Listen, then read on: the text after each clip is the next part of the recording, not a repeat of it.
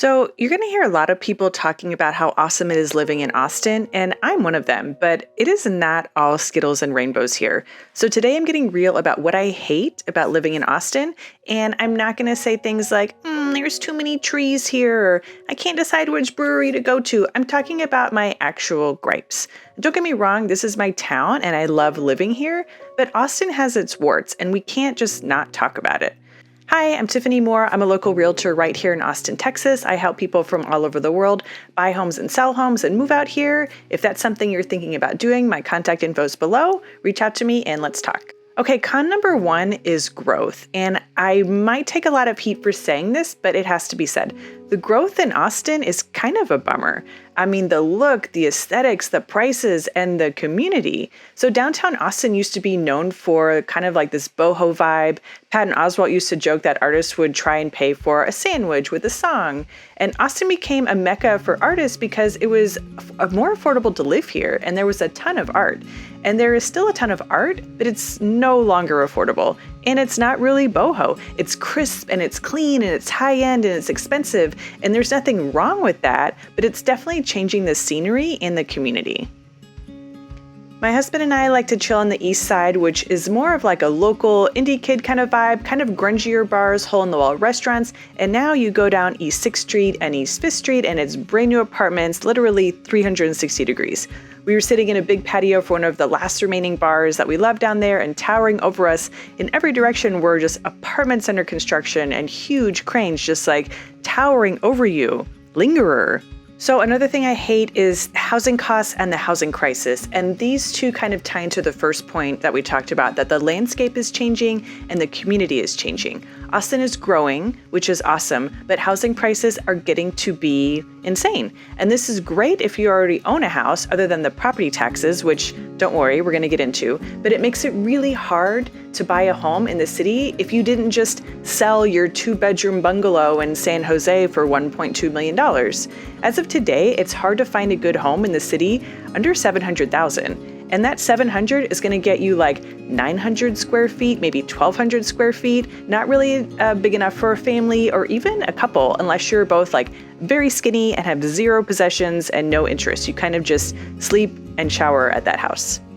Now, interest rates have been going up all year, and there was recently a big hike, which people are seriously talking about. And we're seeing price reductions and more homes on the market and homes taking longer to sell and just overall more inventory. And the environment is looking much better for buyers right now, at least for buyers who are able to stay in the market. A lot of buyers were kicked out due to the high interest rates, which either one, significantly increased monthly payments for the same home. I'm talking like 20% increase, or two, decrease the overall price point buyers can afford if you wanted to keep your monthly payments the same. So there are definitely some changes happening, and who knows how long they'll last or what the long-term repercussions will be, but most folks living in the city are renting, and that is not how we build up our community. All that's doing is keeping people down. Buying a home is one of the best ways to build wealth, and renting just isn't going to do it. The sooner people can buy a home, the sooner they can gain financial stability, and they can start saving money because they're not worried about their rent going up every year.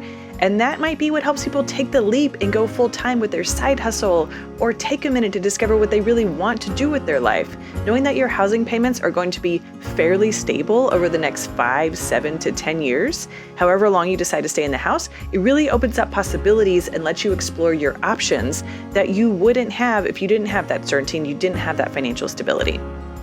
So the third is high property taxes, and this is annoying, but it's not as big of a gripe as some of the other things that we're going to talk about. So this is the flip side of having no state income tax. The government has to get their money some way, and they're going to get it through property taxes. So Texas has high property taxes, so when you buy a home here, you need to factor that into your monthly payment so you're not surprised.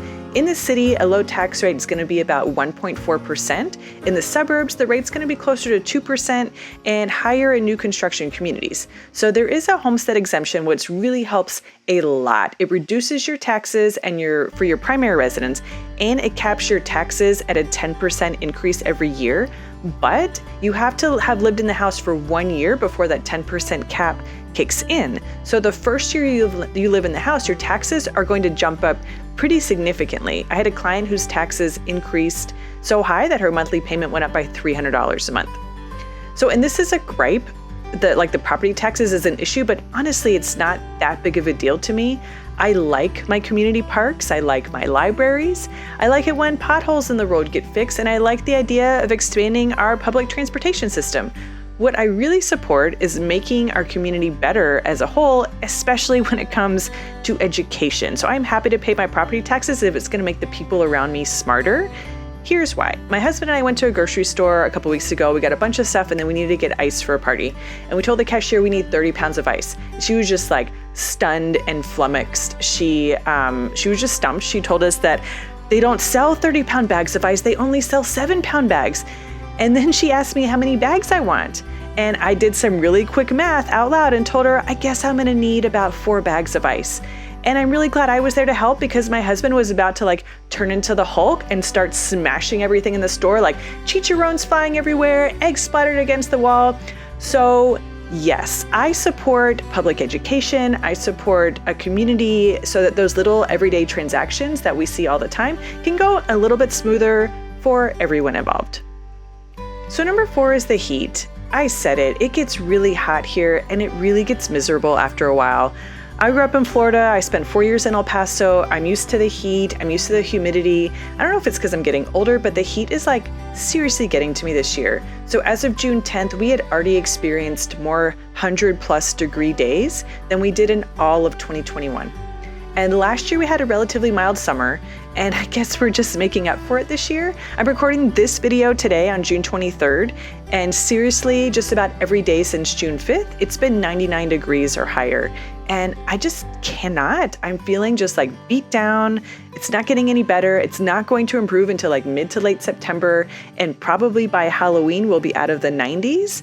It's really wearing on me. It's wearing on my dog. We don't go outside for walks until it's 8:30 at night, and then it's still 93 degrees outside.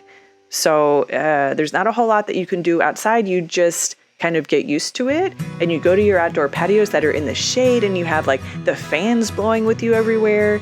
But seriously, I'm looking for somewhere that I can spend a good chunk of my summer that's just a little bit cooler. I just cannot take it.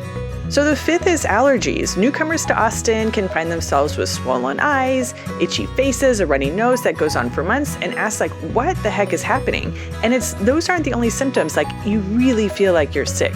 Somehow something gets in your brain and you have foggy brain and you can't think, you can't operate, not really sure what's wrong with you. It's kind of like an alien has taken over. Those are the famous Austin allergies. So Austin is rated in the top 5 worst places for allergies. It's really unique in having 3 different pollen seasons. So in the fall, we've got ragweed, that's about August and November. In the spring, it's oaks, ash, elm, and pecan trees. That's about February to June. And in the winter, this is the worst. It's cedar fever. So the cedar pollen counts in Central Texas are the highest pollen counts of any plant anywhere in the world. So usually once a year, me and everyone else in Austin has to get a steroid pack to deal with the insane allergies that are attacking my body and my brain. So we had a crazy storm a couple weeks ago, and I woke up in the middle of the night with a serious headache, and I felt like my throat was going to explode. The next day, I was toast. I couldn't breathe. I was sneezing all day. I had a sore throat, and I just laid in bed. I had to give myself a sick day. I tried to tough it out for a few days, but I just couldn't take it, so I got a steroid pack. And this is kind of just what happens once a year, every year. As soon as we moved to Austin, my husband Dave had never had any allergy issues. A month after we moved here, he started breaking out with hives, sneezing, having horrible headaches, and now he has to take allergy meds every single day. So the allergies are serious here. Even if you've never experienced them anywhere else, they may affect you here, and there's just not much you can do about it. Okay, this one's kind of minor. There's not really any mountains here, and this is not as big of a deal as say gentrification or not being able to breathe, but I really like hiking and I love the mountains, and that's one thing that I think is really missing from Austin. We've got hills and trails for sure, lots of good places for mountain biking and walking and things like that, but there's no real hiking in the city.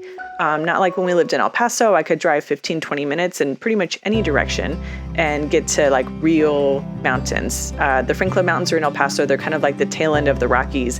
It was beautiful and it was amazing. And just to sit up there and look over the city, bring a beer once you get to the top and relax and have a good time. Austin just doesn't really have anything like that. And I really miss it. It's one of the things that I don't really love about living here. So this is the last one, and I know I'm also going to get a lot of hate mail for this too. I don't like guns, and I know I live in Texas, and it's kind of a problem, but I didn't grow up around guns. I don't like them. I'm not comfortable around them, and it makes me really uncomfortable that just like anyone in public can have a gun on them. I don't know these people. I don't know if their girlfriend just broke up with them, if they just got fired, or if they just been having like shitty day after shitty day, and if one more thing goes wrong, they're gonna snap. Now, this isn't the wild, wild west, and most people don't have like their 6-shooter on them at all times. But when I do see someone out in public wearing a gun, I just get uncomfortable because I have just no idea how stable that person is, how skilled they are, what their views are. I prefer to not be around the guns, and I don't like it that they're so prevalent here. So if you want to know some of the things that I love about Austin, check out this video. It's the pros and cons of living in Austin. And if you're thinking about moving here, my contact info is below. Reach out to me. Let's talk.